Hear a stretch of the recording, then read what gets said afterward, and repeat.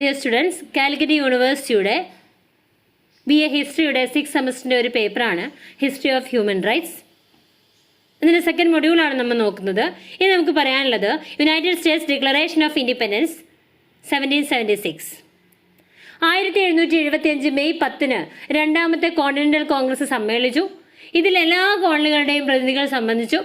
ഈ സമ്മേളനം American ഐക്യനാടുകളുടെ സേനാനായകനായിട്ട് George വാഷിങ്ടനെ അംഗീകരിച്ചു. തോമസ് ജെഫേഴ്സൺ, ബെഞ്ചമിൻ ഫ്രാങ്ക്ലിൻ തുടങ്ങിയ നേതാക്കൾ ഉൾപ്പെടെ ഒരു കമ്മിറ്റി ഒരു സ്വാതന്ത്ര്യ പ്രഖ്യാപന വിളംബരം തയ്യാറാക്കി സമർപ്പിച്ചു. മനുഷ്യാവകാശങ്ങളെക്കുറിച്ചുള്ള ആധുനിക ആശയം പരമ്പരാഗതമായിട്ട് 18ാം നൂറ്റാണ്ടിൻ്റെ അവസാനത്തിൽ സ്വീകരിച്ച ആശയങ്ങളിലും ഗ്രന്ഥങ്ങളിലും നമുക്ക് കാണാൻ പറ്റും. തോമസ് ജെഫേഴ്സൺ, ബെഞ്ചമിൻ ഫ്രാങ്ക്ലിൻ തുടങ്ങിയ നേതാക്കൾ ഉൾപ്പെടെ ഒരു കമ്മിറ്റി ഒരു സ്വാതന്ത്ര്യ പ്രഖ്യാപനം തയ്യാറാക്കി സമർപ്പിച്ചത് 1776 ജൂലൈ 4 കോൺഗ്രസ് അംഗീകരിച്ചു. ഈ പത്രികയുടെ ശില്പി തോമസ് ജെഫേഴ്സൺ ആയിരുന്നു. പ്രസ്തുത പത്രികയിൽ ജനാധിപത്യത്തിൻ്റെ ചില മൗലിക പ്രമാണങ്ങൾ അടങ്ങിയിട്ടുണ്ട്. എന്തൊക്കെയാണ്? ഇംഗ്ലീഷുകാർക്ക് മാത്രമല്ല എല്ലാ മനുഷ്യർക്കും ദൈവദത്തമായ അവകാശങ്ങളുണ്ട്. ജീവിക്കാനും സ്വാതന്ത്ര്യം അനുഭവിക്കാനും ആത്മസുഖത്തിനു വേണ്ടി പ്രവർത്തിക്കാനുമുള്ള അവകാശങ്ങളുണ്ട്. എല്ലാ ഭരണകൂടങ്ങളുടെയും ന്യായമായ അധികാരങ്ങൾ ഭരണീയരിൽ നിന്ന് ലഭിക്കുന്നതാണ്. അതുകൊണ്ട് തന്നെ സ്വേച്ഛാധിപത്യ ഭരണത്തെ മറിച്ചിട്ട് ജനസമ്മതയുള്ള ഭരണം സ്ഥാപിക്കാനുള്ള അവകാശം തികച്ചും ന്യായീകരിക്കത്തക്കതാണ്.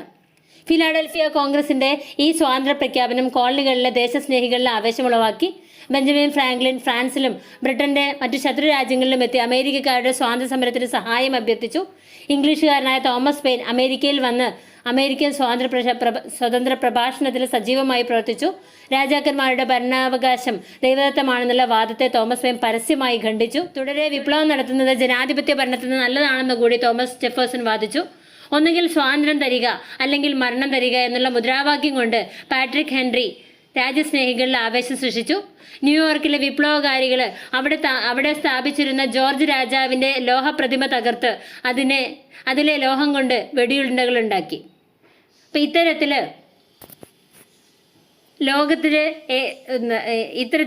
ലോകത്തിൽ ധാരാളം മാറ്റങ്ങൾ സൃഷ്ടിച്ച ഒരു പ്രഖ്യാപനമായിരുന്നു അമേരിക്കൻ സ്വാതന്ത്ര്യ പ്രഖ്യാപനം എന്ന് പറഞ്ഞാൽ.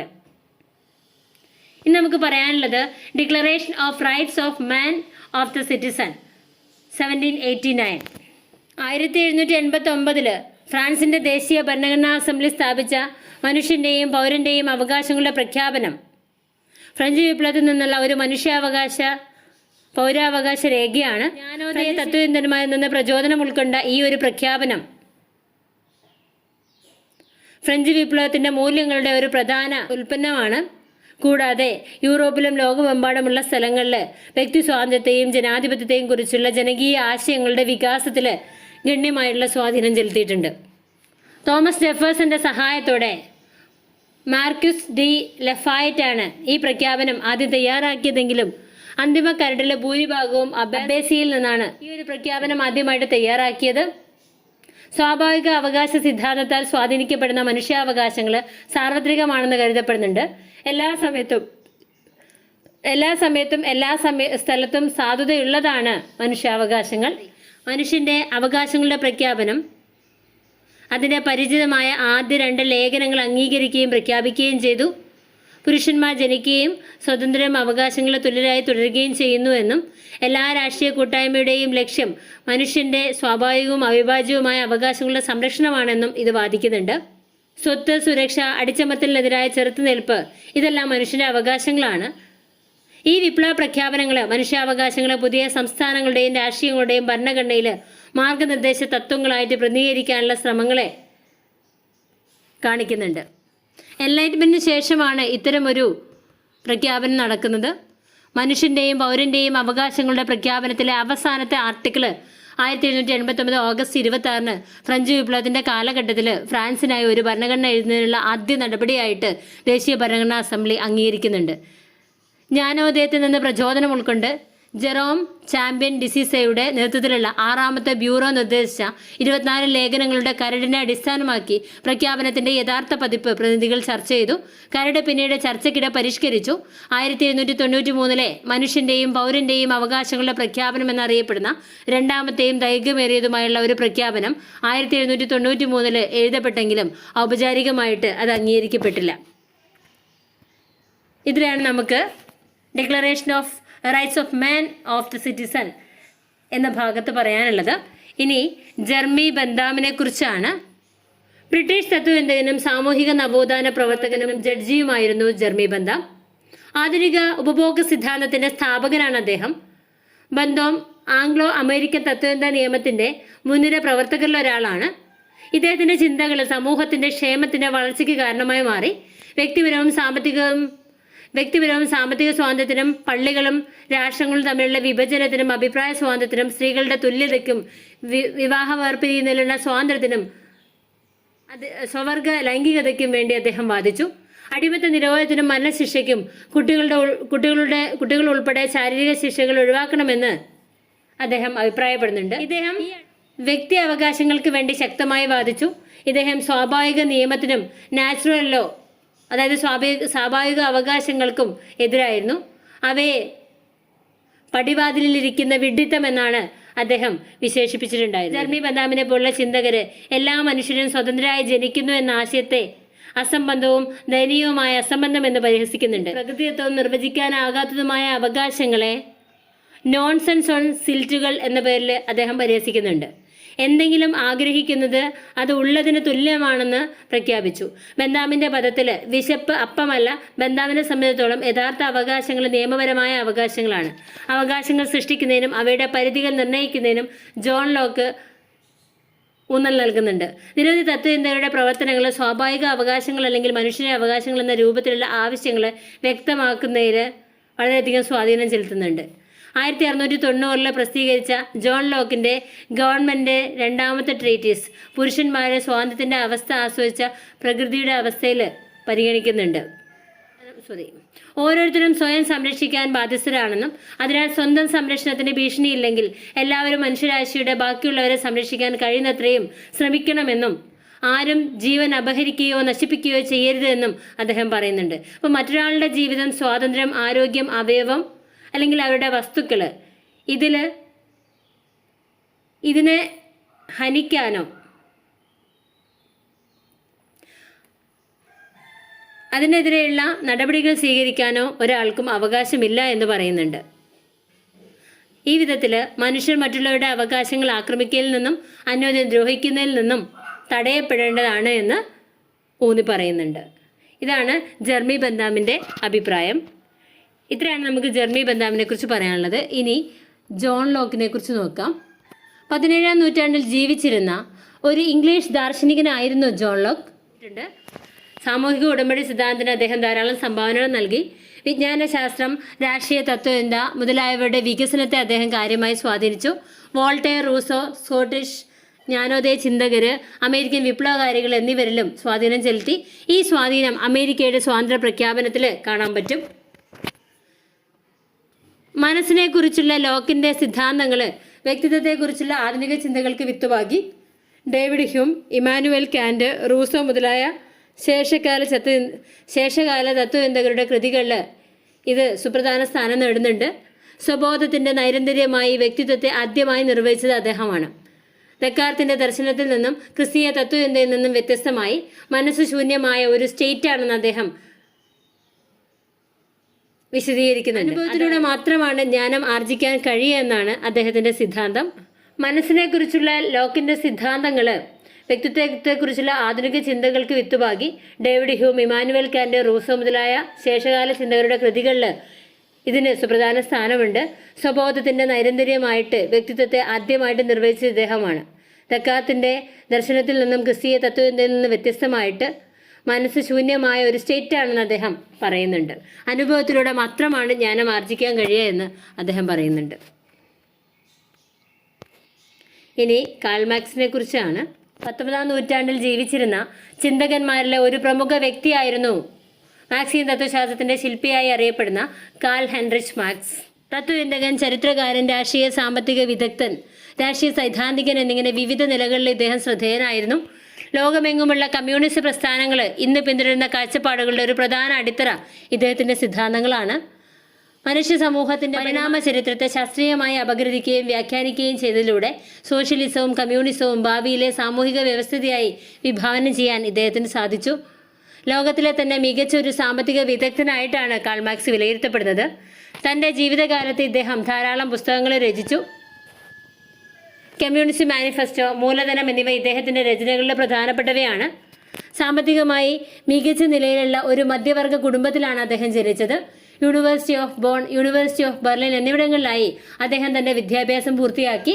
സർവകലാശാല വിദ്യാഭ്യാസത്തിനിടയ്ക്ക് വെച്ച് യുവ ഹെഗേലിയന്മാർ എന്നറിയപ്പെടുന്ന പ്രഷ്യൻ ബുദ്ധിജീവികളുടെ ആശയങ്ങളിൽ അദ്ദേഹം ആകർഷനായി. 1843 ജെന്നി വോൺ വെസ്റ്റ് ഹാലിനെ വിവാഹം കഴിച്ചു. വിദ്യാഭ്യാസത്തിന് ശേഷം ഒരു വർത്തമാന പത്രത്തിൽ ജോലി ചെയ്യാൻ തുടങ്ങി. പിൽക്കാലത്ത് പ്രശസ്തമായ വൈരുദ്ധ്യാത്മക ഭൗതികവാദം എന്ന പ്രമാണത്തിനു വേണ്ടിയിട്ട് കാൾ മാർക്സ് ചിന്തിക്കാനും പ്രവർത്തിക്കാനും തുടങ്ങി. 1843 തൻ്റെ കർമ്മരംഗം പാരീസിലേക്ക് മാറുകയും അവിടുത്തെ 2 പത്രങ്ങൾക്ക് വേണ്ടി എഴുതാൻ തുടങ്ങി. പാരീസിൽ വെച്ചാണ് കാൾ മാർക്സ് സുഹൃത്തായ ഫ്രെഡറിക് എംഗൽസിനെ ആദ്യമായി കണ്ടുമുട്ടുന്നത്. പിന്നീട് ഇരുവരും ചേർന്ന് പുസ്തകങ്ങൾ എഴുതാനും ഒരുമിച്ച് പ്രവർത്തിക്കാനും തുടങ്ങി.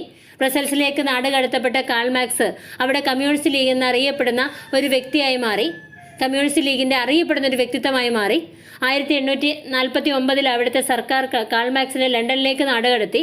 ഇത്തവണ അദ്ദേഹം തൻ്റെ ഭാര്യയെയും കുട്ടികളെയും കൂടെ കൂട്ടിയിട്ടുണ്ടായിരുന്നു. സമൂഹത്തിൻ്റെ അടിസ്ഥാന ശിലയായി തൊഴിലാളി വർഗത്തെ കാണുകയും അവരോട് സംഘടിക്കാൻ ആഹ്വാനം ചെയ്യുകയും ലോകമെങ്ങുമുള്ള കമ്മ്യൂണിസ്റ്റ് പ്രസ്ഥാനങ്ങളുടെ ആധാരമായ തത്വചിന്താ പദ്ധതിയായിട്ടുള്ള ശാസ്ത്രീയ സോഷ്യലിസത്തിന് അദ്ദേഹം അടിത്തറയിടുകയും ചെയ്തു. ഭാവിയിൽ മനുഷ്യ സമൂഹം എന്തെല്ലാം മാറ്റങ്ങൾക്ക് വിധേയമാവാൻ പോകുന്നുവെന്ന് മാർക്സ് മുൻകൂട്ടി പ്രവചിക്കുകയും തന്നെ ഇത്തരം നിരീക്ഷണങ്ങളെ യുക്തിപൂർവ്വം സമർത്ഥിക്കുകയും ചെയ്യുന്നുണ്ട്. കാൾ മാർക്സിന്റെ സാമൂഹിക സാമ്പത്തിക ആശയങ്ങളെ പൊതുവെ മാർക്സിസം എന്ന പേരിൽ അറിയപ്പെടുന്നു. ചൂഷക വർഗവും ചൂഷിത വർഗവും തമ്മിലുള്ള വർഗ സമരത്തിലൂടെയാണ് എല്ലാ സമൂഹവും മുന്നോട്ട് പോകുന്നതെന്ന് അദ്ദേഹം പറയുന്നുണ്ട്. അക്കാലത്ത് നിലനിന്നിരുന്ന സാമൂഹിക രീതികളെ മുതലാളിത്തം എന്ന് അദ്ദേഹം വിശേഷിപ്പിച്ചു. മുതലാളിത്തത്തെ ഒരു ഉൽപാദന സമ്പ്രദായമായിട്ടാണ് അദ്ദേഹം കരുതിയത്. മുതലാളിത്ത സാമൂഹിക വ്യവസ്ഥയിലെ സ്വേച്ഛാധിപതികളും സ്വന്തം ലാഭത്തിനായി മാത്രം ജീവിച്ചിരുന്നവരുമായ ബൂർഷ്വാസികൾ അഥവാ മുതലാളി വർഗം അവരാൽ ചൂഷണം ചെയ്യപ്പെടുന്ന തൊഴിലാളികളും തമ്മിൽ നിരന്തരമായ സംഘർഷത്തിൽ വർഗസമരത്തിലായിരിക്കും. ആ സംഘർഷത്തിനൊടുവിൽ മുതലാളിത്തം തകർക്കപ്പെടുകയും പകരം സോഷ്യലിസം എന്ന പുതിയ സാമൂഹിക രീതി നടപ്പിൽ വരുത്തുകയും ചെയ്യുമെന്ന് കാൾ മാർക്സ് പറയുന്നുണ്ട്. ഇപ്പോൾ സോഷ്യലിസം നടപ്പിലാക്കുന്ന ഒരു സമൂഹത്തിൽ തൊഴിലാളി വർഗമായിരിക്കും സമൂഹത്തെ ഭരിക്കുക. സോഷ്യലിസത്തിന്റെ അടുത്ത ഘട്ടമായി വർഗരഹിതമായ മനുഷ്യരെല്ലാം സമന്മാരായി ജീവിക്കുന്ന കമ്മ്യൂണിസം എന്ന സാമൂഹിക സംവിധാനം നിലവിൽ വരും. സോഷ്യലിസവും കമ്മ്യൂണിസവും സാമൂഹിക വികാസത്തിന്റെ ഒഴിച്ചുകൂടാനാവാത്ത ഘട്ടങ്ങളാണെന്ന് അദ്ദേഹം പറയുന്നുണ്ട്. എന്നാൽ സോഷ്യലിസം ആദ്യം നടപ്പിലാക്കാനാണ് കാൾ മാർക്സ് പരിശ്രമിച്ചത്. മാർക്സിന്റെ ആശയങ്ങളെ സ്വീകരിച്ച സോഷ്യലിസ്റ്റ് പാർട്ടികൾ പിന്നീട് പല രാജ്യങ്ങളിലും അധികാരത്തിലെത്തുകയുണ്ടായി. 1917 സോവിയറ്റ് യൂണിയനും 1949 പീപ്പിൾസ് റിപ്പബ്ലിക്സ് ഓഫ് ചൈനയും ഇതിന് ഉദാഹരണമാണ്. ലോകമെമ്പാടും പല തൊഴിലാളി യൂണിയനുകളും തൊഴിലാളി വർഗ പാർട്ടികളും മാർക്സിന്റെ ആശയത്തെ അടിസ്ഥാനമാക്കി വളർന്നു വന്നു. ലെനിനിസം, സ്റ്റാലിനിസം, മാവോയിസം എന്നിവയെല്ലാം പിന്നീട് മാർക്സിന്റെ ആശയങ്ങളിൽ നിന്ന് രൂപാന്തരം പ്രാപിച്ചവയാണ്. ആധുനിക സാമൂഹിക ശാസ്ത്രത്തിന്റെ ശില്പികളായിട്ടുള്ള എമിലി ഡുർക്കെയും മാക്സ് വെബറും തങ്ങൾ പിന്നീട് രൂപപ്പെടുത്തിയെടുത്ത ആശയങ്ങൾക്ക് ആധികാരികമായി കടപ്പെട്ടിരിക്കുന്നത് കാൾ മാർക്സിനോടാണ്. ലോകചരിത്രത്തെ ഏറ്റവും സ്വാധീനിച്ച 100 വ്യക്തികളുടെ ഹ്രസ്വചരിത്രമാണ് ഹാൻഡ്രസ് എന്ന പേരിൽ മൈക്കിൾ ഹാർട്ട് 1978 പ്രസിദ്ധീകരിച്ച പുസ്തകം. ഈ പുസ്തകത്തിലെ 100 പേരുടെ പട്ടികയിൽ 27ാം സ്ഥാനം കാൾ മാർക്സിനുണ്ടായിരുന്നു. ഇതിലാണ് നമുക്ക് കാൾ മാർക്സിനെ കുറിച്ച് പറയാനുള്ളത്. ഇനി Thomas Paine and rights of man എന്നുള്ള ഭാഗം നോക്കാം. മനുഷ്യാവകാശ ചരിത്രത്തിലെ ഒരു പ്രധാന ഗ്രന്ഥമായിട്ടുള്ള തോമസ് പെയിൻ്റെ റൈറ്റ്സ് ഓഫ് മാൻ 1791 ഫ്രഞ്ച് വിപ്ലവത്തെ പ്രതിരോധിക്കുന്നതിനും ജനകീയ പരമാധികാരത്തിനും പ്രകൃതി അവകാശങ്ങൾക്കും വേണ്ടിയിട്ടുള്ള ഒരു ഗ്രന്ഥമാണ്. അമേരിക്കയെ ബാധിച്ച വിപ്ലവകരമായ മാറ്റങ്ങളിൽ പങ്കെടുത്ത ഒരു ഇംഗ്ലീഷ് എഴുത്തുകാരനായിരുന്നു അദ്ദേഹം. 1774 അമേരിക്കയിലേക്ക് കുടിയേറി. 1776 രാജവാഴ്ചയുടെ ഭരണം എന്ന ആശയത്തെ അദ്ദേഹം എതിർക്കുകയും റിപ്പബ്ലിക്കൻ ഗവൺമെന്റിനും പൗരന്മാർക്കിടയിലെ തുല്യാവകാശത്തിനും വേണ്ടിയിട്ട് അദ്ദേഹം ആഹ്വാനം ചെയ്തു. ഇത് കോമൺ സെൻസ് എന്ന പേരിൽ വ്യാപകമായി വായിക്കപ്പെട്ട ഒരു ലഘുലേഖയുടെ രൂപത്തിലായിരുന്നു. പെൻസിൽവാനിയയുടെ ഭരണഘടനയിലും ആ സംസ്ഥാനത്തെ അടിമത്തം നിർത്തലാക്കുന്നതിലും അദ്ദേഹം പ്രവർത്തിച്ചു. 1791 എഡ്മണ്ട് ബാർക്കിന്റെ റെവല്യൂഷൻ ഇൻ ഫ്രാൻസ് എന്നതിന്റെ മറുപടിയായിട്ട് ഫ്രഞ്ച് വിപ്ലവത്തിന്റെ പ്രതിരോധത്തിനായിട്ട് അദ്ദേഹം കൊണ്ടുവന്ന പ്രസിദ്ധീകരണമാണ് ഇത്, റൈറ്റ്സ് ഓഫ് മാൻ എന്ന പേരിൽ. പെയിൻ ജനങ്ങൾക്കിടയിൽ ജനപ്രിയനായ വ്യക്തിയായിരുന്നു. ഇതിൻ്റെ 25 ലക്ഷം കോപ്പികൾ അന്ന് വിറ്റഴിക്കപ്പെട്ടിട്ടുണ്ട്. അദ്ദേഹം ഗവൺമെൻറ്റിന് ഇഷ്ടപ്പെടാത്തൊരു വ്യക്തിയായിരുന്നു. അദ്ദേഹത്തെ രാജ്യദ്രോഹത്തിൻ്റെ പേരിൽ അദ്ദേഹത്തെ ശിക്ഷിച്ചു. മാധ്യമ സ്വാതന്ത്ര്യം ചവിട്ടിമെതിച്ചതിൽ പ്രതിഷേധിച്ച് അദ്ദേഹത്തിൻ്റെ പ്രതിഭാഗം അഭിഭാഷകനെ പിന്തുണയ്ക്കാൻ ജനക്കൂട്ടം ഒഴുകിയെത്തി. പെയിൻ അപ്പോഴേക്കും ഫ്രാൻസിലേക്ക് രക്ഷപ്പെട്ടു. വിപ്ലവത്തെ പ്രതിരോധിച്ചതിന് ദേശീയ കൺവെൻഷനിലേക്ക് തിരഞ്ഞെടുക്കപ്പെട്ടു. എന്നിരുന്നാലും രാജാവിൻ്റെ വധശിക്ഷയെ എതിർത്തതിന് തടവിലാക്കപ്പെട്ടു. അദ്ദേഹം യാക്കോബിയൻസിനെ രോഷാകുലനാക്കിയതുകൊണ്ട് അദ്ദേഹം പിന്നീട് തടവിലാക്കപ്പെട്ടു. അദ്ദേഹം വധശിക്ഷയിൽ നിന്ന് രക്ഷപ്പെട്ടു. പിന്നീട് അമേരിക്കയിലേക്ക് പോയി. അവിടെ അദ്ദേഹം 1809 അവിടെ വെച്ച് 1809 അദ്ദേഹം മരിക്കുന്നുണ്ട്. അദ്ദേഹത്തിൻ്റെ രചനകൾ ഇപ്പോഴും പ്രതിധ്വനിക്കുന്ന രചനകളാണ്. എൻ്റെ രാജ്യമാണ് എൻ്റെ ലോകം, എൻ്റെ മതം നല്ലത് ചെയ്യാനാണ് എന്നതായിരുന്നു അദ്ദേഹത്തിൻ്റെ നിലനിൽക്കുന്ന സ്വാഭാവികമായ അവകാശങ്ങളെ, അതായത് പ്രകൃതി കനിഞ്ഞു നൽകുന്ന അവകാശങ്ങളെ ആക്രമിക്കാൻ പാടില്ലെന്ന് പറയുന്നുണ്ട്. അപ്പം മനുഷ്യാവകാശങ്ങളെ ഇത്രയും ശാശ്വതമായ ഒരു ആശയമാക്കി മാറ്റുന്നതിൽ അദ്ദേഹത്തിൻ്റെ പങ്ക് ഒരിക്കലും നമുക്ക് ഒഴിച്ചുകൂടാൻ പറ്റില്ല. ഇത്തരത്തിൽ മനുഷ്യാവകാശ ചരിത്രത്തിലെ ഒരു പ്രധാനപ്പെട്ട ഗ്രന്ഥമാണ് തോമസ് പെയിൻ്റെ ഗ്രന്ഥം. ഇതിൽ മനുഷ്യാവകാശങ്ങളുടെയും ജനാധിപത്യ ചിന്തകളുടെയും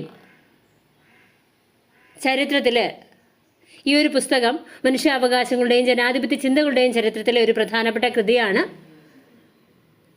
ഫ്രഞ്ച് വിപ്ലവത്തെക്കുറിച്ചുള്ള എഡ്മണ്ട് ബർക്കിൻ്റെ വിമർശനത്തിലുള്ള പ്രതികരണമായിട്ട് പെയിൻ എഴുതിയ ഗ്രന്ഥമാണിത്. വിപ്ലവം ന്യായീകരിക്കപ്പെട്ടതാണെന്നും ഒരു സർക്കാർ അതിൻ്റെ ജനങ്ങളുടെ സ്വാഭാവിക അവകാശങ്ങൾ സംരക്ഷിക്കുന്നതിൽ പരാജയപ്പെടുമ്പോൾ ജനകീയ വിപ്ലവം സ്വാഭാവികമായും സംഭവിക്കുമെന്നും അദ്ദേഹം പറയുന്നുണ്ട്. ഏതെങ്കിലും അതായത് ഭരണകർത്താക്കൾ അന്യായമായ നിയമങ്ങൾ കൊണ്ടുവരുമ്പോൾ അതിനെതിരെ ശക്തമായിട്ടുള്ള പ്രതിഷേധം ഉണ്ടായിരിക്കണമെന്ന് പറയുന്നുണ്ട്. ഇനി നമുക്ക് മാർട്ടിൻ ലൂതറെക്കുറിച്ചും അദ്ദേഹത്തിൻ്റെ പ്രശസ്തമായ സ്പീച്ചിനെ കുറിച്ചുമാണ് പറയാനുള്ളത്. നമുക്ക് നെക്സ്റ്റ് വീഡിയോ നോക്കാം. Okay, thank you.